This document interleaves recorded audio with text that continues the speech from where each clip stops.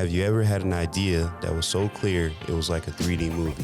Have you ever told a friend about the idea and they told you, wow, if you could only make that into a business, you would be rich? Sound familiar? Welcome to Knowledge to Currency. I'm your host, Senator Porter, with my co-host, Roosevelt Williams III, and we're here to help you take action. This is free information. We only ask one thing: build a strong foundation and mindset. We have insight to help you get started. Most of us just need a push.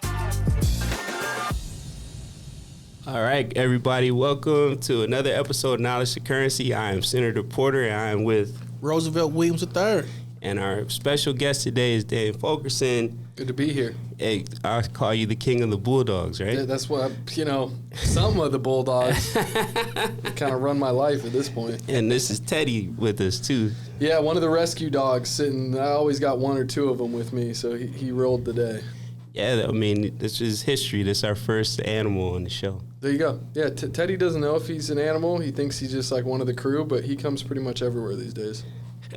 All right, let's talk about the whole purpose of this show is to have conversations with business owners, try to get people into the entrepreneurial spirit, and show them that having more than one game plan, more than one income is important. Hustle. Exactly. Yep. And you're one of the biggest hustlers I know. So kind of let's go with a rundown with some of the stuff you do. You are an accident attorney, correct? I am an accident attorney. That's what my day job is. Yeah, it's what I've done for the last 10 years. I think I have a little bit of a different approach on things than most attorneys. My background's business, so that's where I come from. I got my MBA at the same time that I did my law degree. I did both of them at the same time in 2.5 years just because I didn't have that safety net, and I didn't, it was either get it done or go back home, and I wasn't going back home. So my background and the way that I've always looked at the law is from a business background, and most lawyers, pardon my language, are shitty business people. Right. They just don't know how to run a business. Right. And that was a lot of opportunity for me because if there's one thing I know how to do, it's run a business. And so I kind of hit the ground running and basically figured out how to run a law firm, put together a law firm, ran someone else's law firm, handled all that for a long period of time, and then said, why am I running someone else's the way that they want it run? I'm going to do my own thing and break the mold and do it differently. And that's how Dan Fulkerson was birthed 6.5 years ago, and the rest is history. We got, a 25-person staff now and 8 attorneys, and bought a big building out looking over the 5 freeway in the Bay, and it's been the best run of my life, and I feel like I get to live my dream every single day. And so I'm always happy to come on and do anything like this and give whatever insight that I can give. Well, that's awesome that you had the foresight to see, like, hey, I'm good at this. This is something I can take advantage of. And now not only am I going to do that, but I'm going to do it the way I want to do it. And here's how to do it. And then you executed your plan. Yeah. Opportunity comes when you decide to run in the other direction. Like, you want to just do shit the way that everyone else does stuff, you're going to have a hard time separating yourself. But if you decide that you're going to break the mold, break some stuff, rebuild it, and run in the opposite direction, there's a lot of opportunity in that. And when I started it, people thought I was crazy. Like, bulldog thing, and I'm giving out like bulldog shirts with like an animated logo, and people were like, that's not like how law firms have ever done it. They're giving out swag. No one did that stuff. Right. It was what I wanted to do. Now look around. Every law firm does it. Right. Like, you won't find a law firm that's not giving out T-shirts and swag. Right. No one did that. That was my move. Right. Right. And I don't care. Like, I do whatever you want to do because I'm going to come up with the next new thing that I'm going to do, and I don't worry about what anyone else is doing because I know I can do what I do and do it well. So it's just been fun to kind of help change the game. And that was the other big thing we did. I think that a lot of personal injury attorneys are kind of like the as much money for me type of people. And so when I started Dan Fulkerson, it was, hey, let's create a community account. Every piece of every case goes into that community account. Let's fund nonprofits. We're up to 20 plus nonprofits we fund every single month. Nice. And that's just with our growth. And that was just something that I wanted to do when we started the firm, and Paul wanted to do when we started the firm. So it's kind of grown with us, and started my own nonprofit. I have a dog rescue that, is a big part of my life, rescuing French and English bulldogs. I sit on the board of 7 different nonprofits.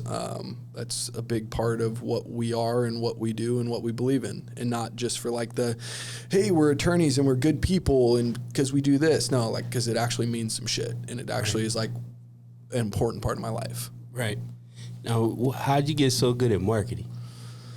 I mean, that's my educational background. Okay. That's what my master's was focused in marketing. Like that was what I was always good at. Mm-hmm. And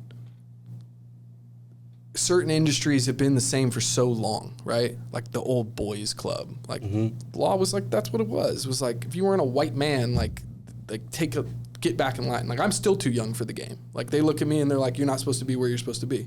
Sure. Because it's just not how it used to run. But when you find institutions like that have been that way, there's a lot of opportunity in it because you can just do it so differently because people are so ready for new. They don't want the old stuffy books and old, like, they don't want that anymore. They want real. They want human. They want human interaction, real people. This is who you actually are. Don't give me facade. Don't give me your BS. Don't give me your, don't give me your talking. Like, show me something. Right. And I knew we could do that. And so I just knew we could stand out. And I knew, it's one of those things I tell people, like, I never had any doubt when we started the firm that we were going to be successful. I knew we were going to crush. Like, and I knew, and that sounds cocky, but I knew from the go because I just knew how good we are at what we do and that we do it differently. So I was never worried about it. What's one of the craziest marketing ideas you had? Shit, I have an 18-foot tall blow-up bulldog. I've seen that. I got it out of China from a dude named Apple that speaks no English. It's like, there's no way this thing is going to get delivered the way it's supposed to, but it did. It came through. Like, Apple was clutch, so that was great. When I started the firm, I had all these exotic cars because I was an idiot, and you and I were talking about this when we started this. I was living my life for other people, right? Like, it was for outward attention, and it wasn't for my soul. Like, I didn't have the Ferraris and the Aston. Like, that wasn't for me. Like, it was for other people. Sure. But I had them, and I started the firm, and I had payments. And so I was like, what do you do? But where there's an issue, there's an opportunity. I wrapped them all in my bulldogs, wrapped them all in my advertising. Everyone's like, what are you doing wrapping all these nice cars in your advertising? I started parking them around town as like moving billboards. Right. Sure enough, started getting cases. People started calling off of them. All the cars ended up paying off themselves.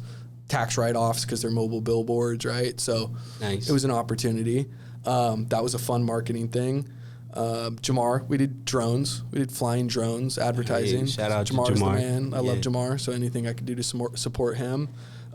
Just fun, a lot of fun, unique, not normal stuff, right? And didn't you do it was either the Uber driver or the Uber delivery food? I wrapped 50 Ubers, and we did like a Find a Bulldog Uber campaign. Like if you found it and took a picture of it and posted it on social, I'd send you like a Starbucks gift card and one of our shirts. When we started the shirt campaign, we gave out like 2,000 of our Bottle Fulkerson shirts in like a 6-month period, and just had like people like walking billboards around town just as like to get us off the ground. We've done just a lot of unique things that were very outside of the box that at the time I think people thought were strange, but worked really well. No one else was running internet, social media video campaigns. I immediately started running heavy video campaigns, 2016, 2017. No one else was spending money on ad campaigns. So I ran that really heavy for a while. That paid off. Relationships, making sure that we're always partnering with the right people, because that also opens up other doors. That's a big thing, is like now we've gotten to a place with systems and processes and the business being where it is that I've been able to, in the last 3 or 4 years, start other businesses. I've several other businesses that I've had the opportunity to be able to go into, and that's been great. And the opportunities have usually arisen from relationships through the law firm. So just, keeping head on a swivel. What's some of your other business ventures? I have a real estate investment company that we started like 7 years ago, where we were picking up cannabis licenses. Okay. So I was picking up cannabis licenses, doing the lawyer thing, going through the city process or with the municipality, getting the license, and then we'd sling the license off to someone who was going to run the operation, right? So whether it's a dispensary or grow, whatever it would be. So that was actually a lot of fun. It was just a new game in town. Like, and I saw it, and I'm like, I know I can lawyer my way through this, I can. So it was really successful. We did really well with it. It was a great opportunity. Still playing that game in some ways, but in different ways.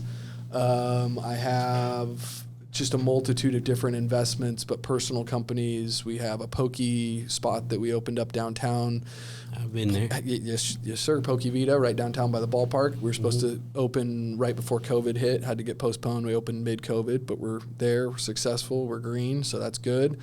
When COVID hit, we'd already had all our employees hired for Pokey, and we didn't want to have to shut everyone down and let everyone go, so we started a meal prep company. Okay. That was the pivot out of that, so we didn't have to let employees go. Meal prep company has been successful, so that's still rolling and running. We bought a coffee company in the middle of COVID because there was opportunity. The owner of the coffee company moved his family to Texas for sports because COVID shut down. He needed to get rid of assets, so we picked up his assets and put together a cold brew coffee company that's done really well called Dropkick. So that's been a lot of fun. And then working on a couple new projects right now that are in the works as well that have some good legs that we're excited about, actually going back and forth with some of the principals today to see if we can lock in an agreement and lock in a deal, and hopefully you'll be hearing about that here in the next 6 weeks or so. So then that's a good question I thought of. So you're an attorney, like most people, they'll be like, oh, this is my box, I can only do this. But each of your businesses are something completely different. So how do you know, like, all right, I can handle this, I can take on this challenge? Or you're like, hey, I'm like the business, I like the idea, can make money. Team, like it's all the team that's going to be involved. Okay. Like I at this point, my bandwidth is what my bandwidth is, right? So unless there's a good team and I know that there's good structure around it and good people around it, I'm not going to jump in. So like new project, like I had it presented to me and I'm like, hey, I know what my bandwidth is. Mm-hmm. I'm only going to be involved if I can bring in this person because I know this person will pick up my slack. Because I know that this person knows how much time I don't have. They're going to be okay with it, and they can fill that crack. But if not, I'm out because I don't want to be involved in something I can't do the right way. So that's kind of where I've gotten to. And even if you're going to take equity out of me, right? Like, okay, this is what you were going to offer me. I'm going to hedge some of those points over here, but at least I'm going to be involved and I know it's going to get done the right way, right? So don't be greedy. Hogs get slaughtered, pigs get fat. It's like the number one thing you should always remember in life, you know? Like, if there's money there, make it work. Don't get greedy. Make sure everybody gets what they need. That's how it should work in all things in life. Yeah, I agree. When you get greedy, it catches. Yeah, it always catches. It might take time, but it catches. I totally agree. So then with the dogs, how'd you get so passionate in rescuing animals? So I got my first bulldog when I was at San Diego State. Mm-hmm. I was 21 years old doing what San Diego State kids do, drinking and partying too much. And I had been drinking one night and ordered a dog, bought a dog online, showed up 3 days later. I'm like, oh, shit, didn't expect all this, you know? Realized that you had to grow up, had to come home every night, had to, like, be there and take care of something. Mm-hmm. It completely cleaned up my life. Like, I stopped drinking. It changed me. And so... Really?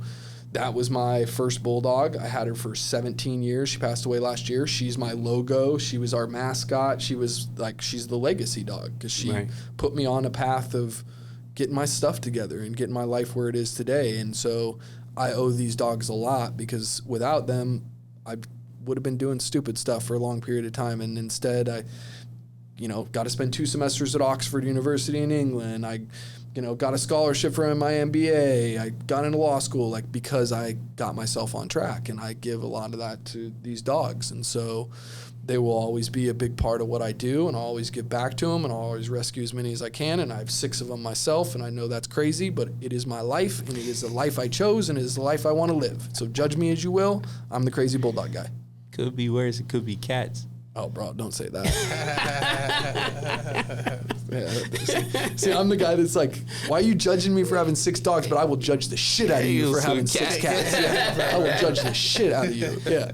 I mean, I don't know. I don't trust cats, but I see what people like them. But I don't know. Something about cats. To each their own. Yeah, something about cats. You got any questions? Oh, yeah. Just inspired, about your story in a short amount of time. Besides the dogs, how do you begin your day? Because, you seem like a serial entrepreneur. Shit, every day, 5 a.m. 5 a.m.? Every day, 5 a.m. All right. And I think it's one of the biggest life hacks. Like I tell wake up early. Like it gives you such an advantage on the rest of the world because you know that. Like there's a mental to that. Like I'm getting my stuff done. I'm up before you. Like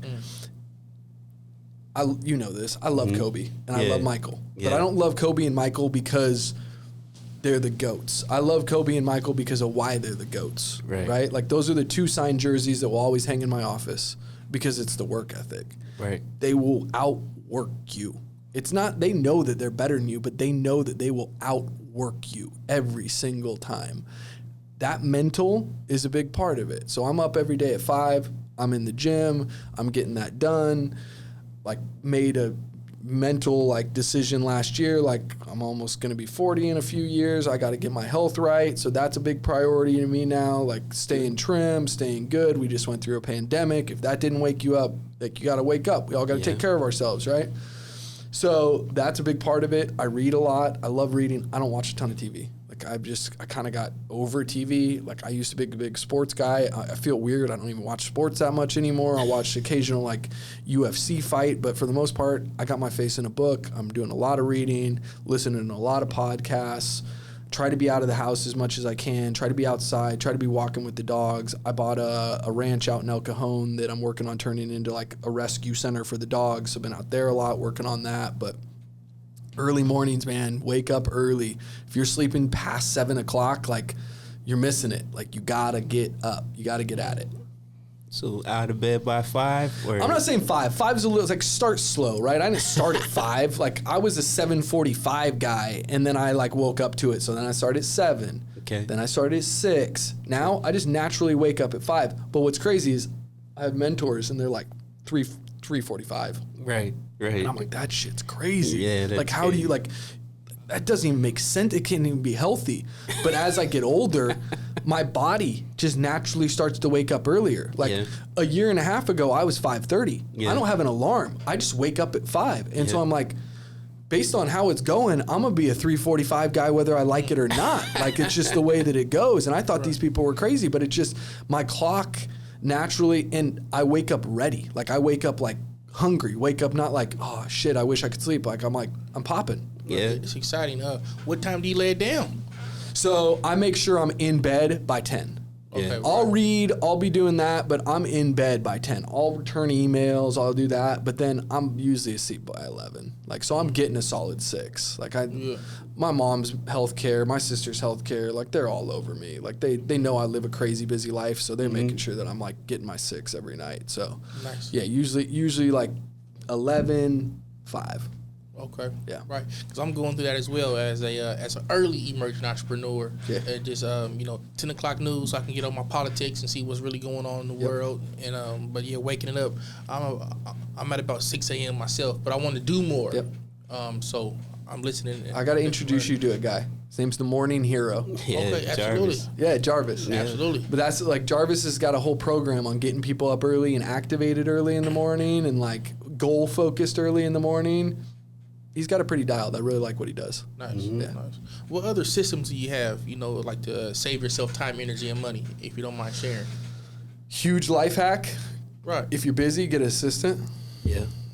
It's saved my life, and it's just doing all the things that you don't like to do, right? That's such a drain at a point, on your mental energy, right? Not even just your time, just your mental. There's certain things that we all hate doing. I hate going through my mail. Right. I hate going through my mail. I don't want to do it. I'll let it pile. She handles that for me now, right? I hate doing laundry. Hate doing laundry. I don't want to waste hours of my time doing that because what you realize is time value of money. And as you're making more money, you're going, wait. If I'm spending my time doing this is time that I am not doing that. That's why I've now hired litigation attorneys in my office, and I never want to go to court because I'm sitting there for 3 hours to speak for 10 minutes. And I'm you know what I could have done in 3 hours? The things I could have accomplished in 3 hours compared to what I just did, it's not efficient to me, and it drives me crazy. So it's figuring out those efficiencies, figuring out where you can hack those things. I saw a post, I think it was Jeff that actually posted. It was once you figure out that spending 2 hours after work to make your dinner for yourself that you're going to eat in 15 minutes is the stupidest thing. You'll never look at life the same. And it's true. It's like, what is the value of your time? Now, if you're that person that really enjoys and has a therapeutic thing about cooking, do Nothing your wrong thing. with that, yeah. Do your thing. But if you value your time and you're cooking for 2 hours, what's your time worth? Right? Like, what's that meal really worth to you? Right. So that's why I meal prep, and I'm not spending my time on that. I'm not spending my time on stuff that I don't like doing anymore because that drains my mental. I want to be able to take that stuff, put it on someone else's plate that doesn't mind doing it, and I can focus on what I do to bring value and build value. Yeah, I'm in a mastermind, and Tom Ferry was speaking to us, and that's one of the things he said. He's like, at the level that you guys are at, you shouldn't be paying you shouldn't make your own food, you shouldn't do your own laundry. You should pay people to do the things. He's like, take a piece of paper, write the things down you don't want to do, things you want to do, and then pay somebody to do those things. Yeah. And he's like, that's how you can level up to the next level. It's not about being too good for it. Right. It's not like I'm too good to clean my house. No. It's not about that. It's just about that. like, it doesn't make sense. Right. Like, and I'm not going to burn money. Yeah. My buddy, he was talking to me, and he's about to cut his grass. Like, man, why don't you just pay like a young kid to cut the grass? Yeah. He's like, no, I can cut my own grass. And I'm like, it's not that you not afford $20 to this young kid that probably needs the money. Like, he wants the money. Yeah, but, and then he thought about it, and then this young kid was riding his bike, and he asked him, and now he's like, man, thanks so much, man. I don't have to get out in the hot heat and do this. Kid does it. It's the best thing, and that's the stuff that if you could afford it, why not pay someone? We had a business mentor come into the office, and we hired him, paid him good money, and it was funny. I remember he was talking to Paul, and he's like, "You send your own faxes?" I was like, "Yeah, I send my own faxes. Fax machine's right there. It doesn't take much time. Like, it's easy. I don't want to make someone do it. Like, we don't treat anyone like bosses. Like, you're on our team. Like, that's our culture." Right. The guy's like, "All right, this is what I'm going to do." He's like, "I want you to bring me $500 in $20 bills." Like, okay. And he put it on in this candy bowl on his desk. He goes, "Every time you send a fax, I'm shredding one of these 20s. It's like, cause that's basically what you're doing. Like, that's how you're spending your time. I'm shredding your money. Like, every time and it only took Paul $200 till he's like, "I'm never sending a fax again." Like someone's going to send these for me cause I'm not having my money shredded. But it's like, once you start to think about it like that and you start to put a different perspective on it, then you're like, what have I been doing? I've been shredding my money. Because that's what you're doing. So that's a hack. Yeah. So then, any big events coming up that you want to make as far as announcements? Yeah, I appreciate that. We have a huge event October 1st. We started a nonprofit called Make Positive Movement. What it is we're all aware that there is an inequality in our school systems here in San Diego. It's scary. Bell Middle School is our first school we adopted. Okay, right there on Press Valley Road. You know Bell. Yeah. There's no grass. It looks like a prison. There were bars on the window when we got there. Like, it is not the teachers hate each other. They don't want to even be there. There's no resources for the kids. There's no school supplies. It's crazy, man. So last year we held a fundraiser in my parking lot. We raised $125,000. We made a 2-year commitment to Bell. We adopted the school. Okay. Principal's like, we came in, I'll never forget. She's like, "We've had dozens of organizations like you come in." She goes, "Once you guys understand our problems, you're going to leave." She's like, "There's no way that you guys will take this on because the commitment, there's just too much stuff going on here." Right? Oh, man. That's too bad. We just kind of smiled because we already had the money. We got $125,000, $130,000. Like, we're ready. So we adopted them for 2 years, and it's a 2-year commitment. We've already done a full year. And what we do, it's a bunch of different stuff, but I'll give you the basics. We try to beautify the campus, grass, take the bars off the windows, murals, local artists, do murals, have it look like a school, right? Like, we're someplace you'd want to be. Go, yeah. We do Fun Fridays. So Fun Fridays for the kids, bring in local sports teams, the Goals, Strike Force, Padres, any local sports teams that want to be involved. 933 comes out. They do a big DJ thing. 957, Beto Perez, good friend, comes out, do a big DJ thing. Yeah. Kids get to have dance competitions, just do a bunch of fun stuff. Food, giveaways. My law firm gives away a ton of stuff. Soccer balls, canteen, just fun kid stuff, right? Just good wholehearted stuff. So we do that for the kids, school supplies. Now COVID's over, we can work on field trips. Then we do stuff for the teachers because we realize the teachers are where there's the disconnect, right? Like they didn't want to be there. They didn't want to talk to each other. So we do teacher appreciation events. And what we do is we bring in food because it gets everyone together. And I'm talking like good food, like Barbusa, like good food for these teachers. Joke. No joke. They come in, mindfulness coaching, massage therapists, acupuncture, yoga, like just getting them to connect. Doing stuff like as simple as like, why'd you get into this? Right. Like close your eyes for a minute and like think about when you were a kid. Think about what it was like for you to be. People disconnect because they just day to day. So it's bringing people all back together, right? And we've been there a year, and I'm telling you right now, like you can walk on that campus and see the difference in a year. It's crazy. That's cool. And so we're trying to raise money on October 1st. You can buy tickets. thepositivemovement.org, and it's going to be at one of the most expensive houses in La Jolla. They're nice enough to host us. It's been voted the best view in California, and it's October 1st. We're trying to raise $250,000. Don't worry about the money. Buy a ticket. It's $99, I think. Come out. There's going to be like 400 people there. It's going to be a great time. We're going to adopt 2 more schools. San Ysidro, we're trying to focus on what's the second school we're going to adopt, but we make 2-year commitments because there's no way you can go in and do what you need to do in a short period of time. So that's what this is that we're doing. It's gonna be a great event. It's gonna be a lot of fun. We're trying to get a hot air balloon in the backyard of this La Jolla coastal house and like literally do like hot air balloon rides 50 feet up and down for everyone. Like we're working on some stuff. So it's gonna be good. I'm on the board. Gina the Latina. Shout out to G. G's amazing. Omid Sabat, Haley Waite, Alex. I mean, it's just a good group of people. So happy to get more information on that. Always have stuff coming up for the holidays. We have a food pantry, so we give out over 1 million meals every single year. Food pantries in El Cajon, so holidays hit tough. So that's something that we'll be focused on. Thanksgiving's always a big push. Christmas is always a big push. So volunteers, anything like that, reach out. Always looking for people. But yeah, I mean, it's crazy times, it's scary times, but we all need to be giving back and doing good stuff. And so anything I can do to help, I'm here. Man, that's good business right there. You know what I mean? Because we live to give, and that's being a solution based. However we could be a part of that, probably get a ticket, but just actually in the trenches. That's my community. Yeah. Actually went to that school and actually gave back, and I'm inspired, by hearing that. And writing checks is one thing, but what you said in the trenches is where it's at. You gotta show up. Being present. Yeah. A lot of times it might not be your ability, just your availability. Yep. Just by being there, warm embrace. Yep. Your posture and those students in that low moderate income community really need that. Bro, the other thing I should get you involved if you want to, just in time for foster youth. I've sat on the board for 6 years. It's absolutely amazing. What it is when foster kids hit 18, right? They go, here's your bag, pack up your shit, get out. No. Most of them are homeless within a year. 50% are homeless within a year. Wow. What we do at Just in Time, we come in and help them transition from 18 to 27. You need a mentor? Let's hook you with a mentor. You need business coaching? Let's hook you with business coaching. You need a house? Let's get you in a home. You need a car? Let's get you a car loan. Let's get you in a car. Let's get you the normal help that a normal kid would get instead of, here's your bag, get your shit, get out. So we're always looking for mentors. It's an amazing community. I like that nonprofit has been one of the more impactful things in my life. Just when I heard that 1 year, 50% homeless, like when the head of that organization told me, I was like, I'm in. What do you need? How can I help? And I've been on the board since. So I'd love to get you involved. Please. Yeah.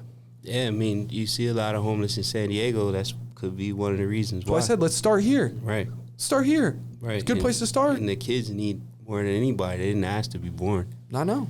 I agree. Yeah. Well, one thing I want to say, Dan, man, you're one of the best people I met in San Diego. Appreciate always drop whatever you're doing to help me or look out for me. When I came to San Diego, I didn't know anybody. You like put your arm around me, like, hey man, come have lunch with me. What can I do to help you? So anything I can always do to help you, I'll reciprocate for sure. Appreciate that. Anything else you want to say? Man, just inspired. Please give us some more of your handles, how you can be reached, and also how we can help serve. Got it. At Dan Fulkerson is my Instagram. I talk a lot of shit. Apologize ahead of time. It just is what it is. At Bulldog Lawyer, I talk less shit there. So, but it's a crazy time, and I let people know what I think about the world and the way the world's going, and so it is. But yeah, bought a Fulkerson Law Group, car accident attorneys, motorcycle attorneys. Hopefully no one ever needs us. I mean, that's the way that I look at it, is it means someone's in a bad situation. But that's what we do, Crazy Bulldog Guy. And anyone needs connection with the nonprofit, hit me up. Happy to connect you. Well, thanks so much. It's a wrap. We appreciate you for being on the show, Dan. Thank you guys for having me. And Teddy, too. Thanks for Teddy. Teddy. Slept the whole time. It's a wrap.